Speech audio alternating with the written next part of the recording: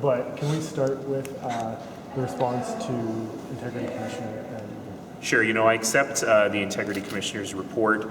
I think that it's very clear I screwed up, and when you screw up, you should take your lumps. The good news is that the Integrity Commissioner did highlight that there was no lasting harm here, but nonetheless, one should learn from this, and I think I've learned a lesson from it. I think the main thing was that from people said there was no malicious intent in all this. No, clearly not. But nonetheless, even if you don't know you're being recorded, one should strive to be the same person in private as in public, and I think that is a good lesson for me. So is that the main lesson? You said you learned a lesson. The main lesson is that I've learned a lesson about a lesson? No, but you've learned a lesson. I think I'd better leave it at that. Secondary suites? Secondary suites. We had a big day on secondary suites today, and many things changed. Nothing changed.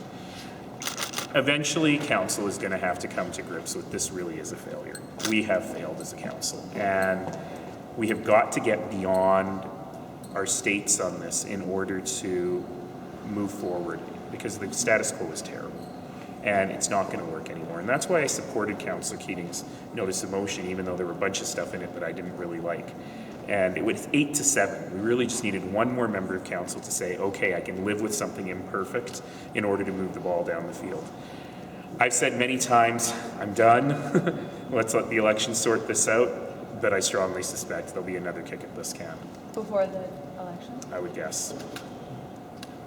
So, NMAX has just put out a statement on the lawsuit.